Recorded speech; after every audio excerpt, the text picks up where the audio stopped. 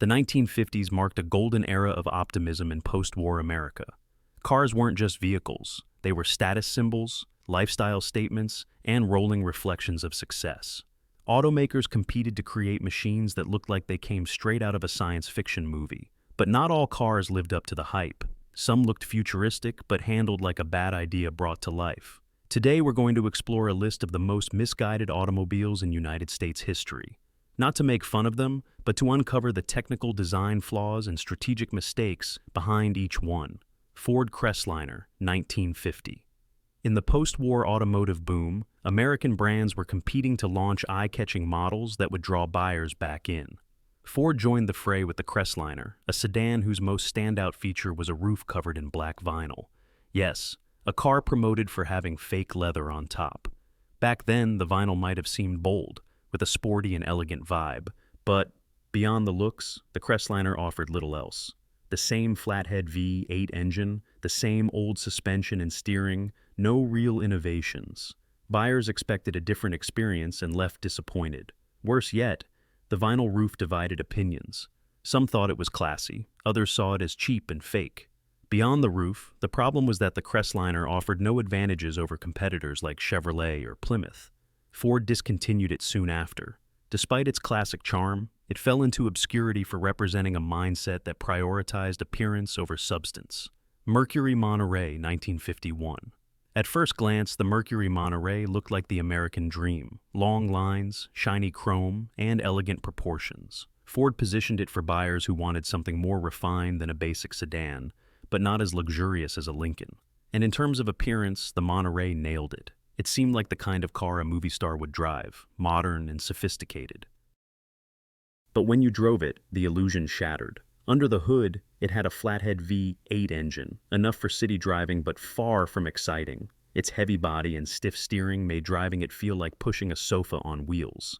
Inside, it was spacious and comfortable, but not much more than cheaper models. With a high price, no standout technology, and mediocre performance, the Monterey vanished from the scene quickly. Today, it's remembered as a fashionable car, pretty but soulless. When style outshines substance, a car might turn heads, but it won't win hearts. Chevrolet El Camino, 1959. The idea of combining the utility of a pickup truck with the comfort of a coupe sounds great, at least in theory. That's what Chevrolet tried with the 1959 El Camino, a two-in-one vehicle meant for both cruising and working, but in practice, it got lost along the way.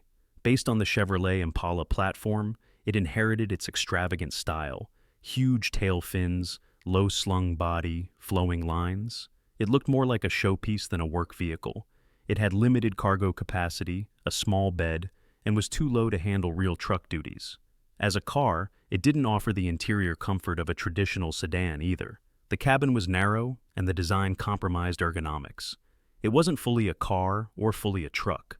Meanwhile, Ford launched the Ranchero with a similar concept, but much more functional, stealing all the attention. Though the idea was bold, the 1959 El Camino proved one thing clearly. When you try to do two things at once, you end up doing neither well. Lincoln Premier, 1957. If you wanted to turn heads in 1957, the Lincoln Premier was your car. With its striking design, chrome everywhere, and imposing presence, it screamed, "I'm American luxury," at its peak. The problem was that it did so to excess. It measured almost 6 meters long and weighed over 2 tons, making city driving a real ordeal. The front was enormous, the rear high, and visibility poor, so driving it felt more like piloting a boat. Though it had a powerful V8 engine, it was slow and guzzled gas even by 1950s standards. Inside, it was luxurious, padded seats, premium materials, electric gadgets. But it lacked true innovation. While brands like Cadillac introduced advanced technology, Lincoln seemed stuck. With a high price, excessive size, and disappointing performance, the Premier couldn't stay competitive. Today, it's remembered as a symbol of an era when American manufacturers favored big and flashy, over-refined, and efficient. Buick Limited, 1958. Buick used to represent accessible luxury in the United States. But the 1958 Limited was a failed attempt to stand out. Over 6 meters long and nearly 5,000 pounds heavy, it seemed more like a yacht than a car, especially in an era when streets and parking lots were much smaller. Under the hood, it had a 364 cubic inch V8 engine, powerful in theory, but with ridiculously high gas consumption, sometimes single digits. Its interior was luxurious, leather seats, electric accessories, but it still wasn't a practical daily vehicle. The real problem was its design philosophy. More chrome, more size, more ostentation. The result was an overblown, expensive car, outpaced by more balanced competitors. Buick barely sold about 7,400 units before discontinuing it in 1959. The Limited became a classic example of what happens when style suffocates substance. Cadillac Eldorado, Biarritz, 1955. In the golden age of American glamour, Cadillac was the ultimate symbol of wealth and style, and the Eldorado Biarritz was its most prized jewel. It cost over $6,200, about $70,000 today, and wasn't designed for driving, but for impressing. At first glance, it was a masterpiece. Huge fins, shiny chrome, and a spectacular two-door convertible silhouette. But on closer inspection, the cracks appeared. Despite its 270 horsepower V8 engine, it was too heavy to be agile. Its wide, low body made city driving uncomfortable. The biggest issue was that it offered pure appearance without real innovation. No revolutionary technology or standout performance. Plus, maintenance was expensive, and replacement parts were scarce. The Eldorado Biarritz was undoubtedly a status symbol, but also a reminder that luxury without substance is just a shiny facade, a pricey toy made for showing off, not enjoying. Ford Skyliner Retractable, 1957. Imagine driving a car that transforms from a coupe to a convertible with just the push of a button. In the 1950s, that sounded like science fiction, but Ford made it real with the Skyliner Retractable, the first mass-produced car with a fully electric retractable hardtop. However, behind the spectacle lurked a mechanical nightmare. The roof system was an engineering marvel: 7 electric motors, 6 locking mechanisms, 4 lifters, and nearly 200 meters of wiring.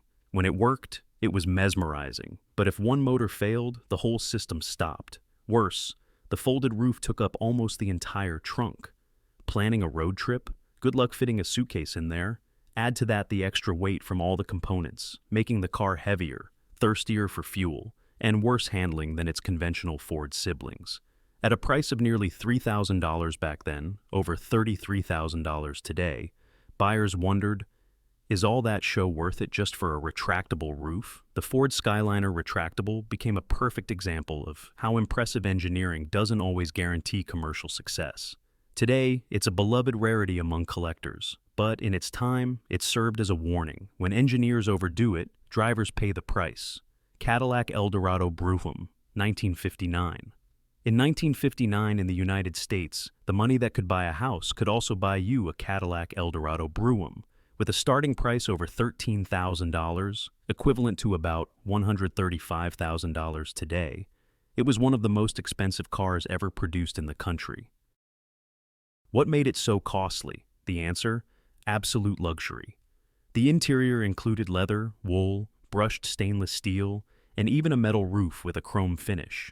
It came with luxuries that bordered on absurd: a perfume dispenser, steel cocktail glasses, and seats with position memory. Each unit was hand-assembled, giving it the air of a Rolls-Royce wrapped in American bodywork. But under that glamorous appearance hid several technical headaches. The air suspension was advanced but notoriously unreliable. The electrical systems were sophisticated but very hard to repair. And the car's weight was so massive that even a powerful V8 engine couldn't move it nimbly. Driving it in the city felt clumsy, huge, and uncomfortable. Cadillac only built 99 units that year. Though it's a very rare collector's item today, it never achieved commercial success because it represented a misguided idea. Too much luxury isn't always what the buyer really wants. Dodge Adventurer, 1956. With a name like Adventurer, Dodge aimed to sell this car to people who loved speed and thrills. And to be fair, it looked spectacular. Curved lanes, shiny chrome, and two-tone paint that made it visually stunning. Unfortunately, its speed was just for show. The rest of the car didn't measure up. It was promoted as a high-performance coupe, a direct rival to the Corvette and Thunderbird, and it mounted a powerful 300-horsepower Hemi engine. On paper, it sounded impressive, but behind the wheel, it was another story. The soft suspension, weak brakes, and excessive weight made it feel clumsy and not at all sporty. Buyers who expected a true muscle car got one that looked fast but drove like a family sedan.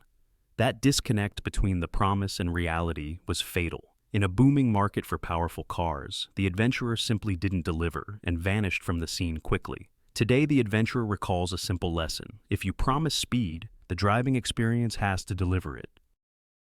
Lincoln Continental, Mark III 1958. Some cars make you feel like royalty when you drive them, but the Mark III made you feel like you were commanding a battleship.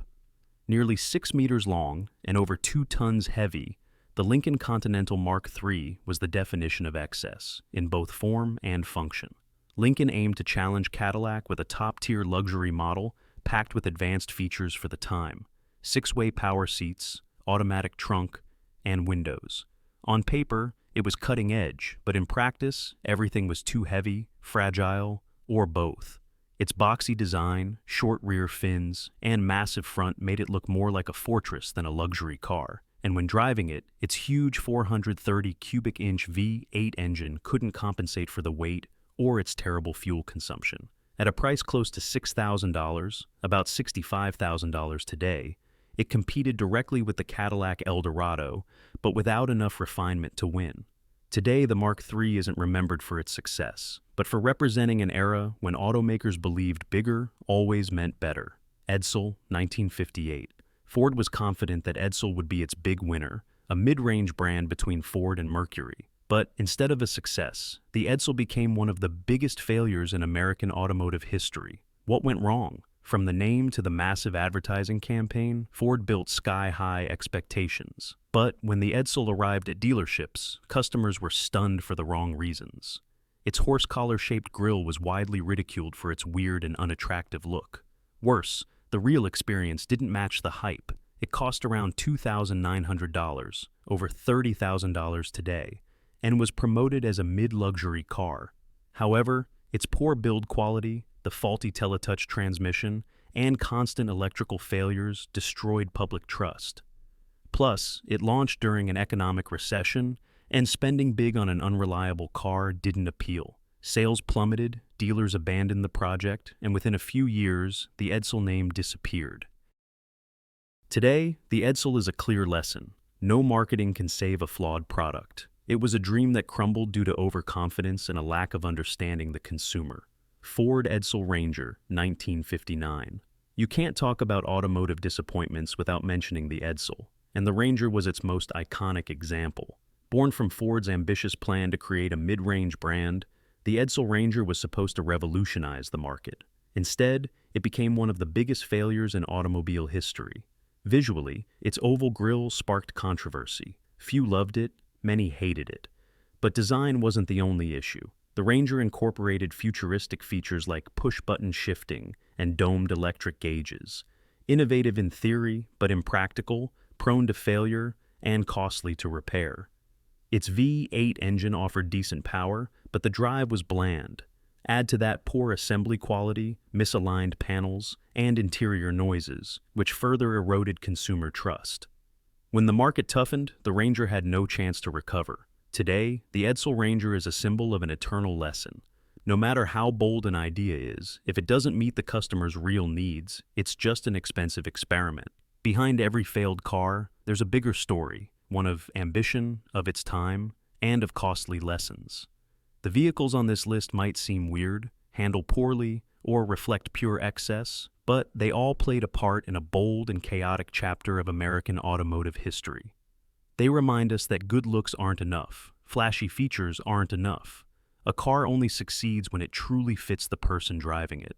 If you enjoyed these unique stories, don't forget to like, subscribe, and comment which one you think was the most extravagant car. See you in the next one.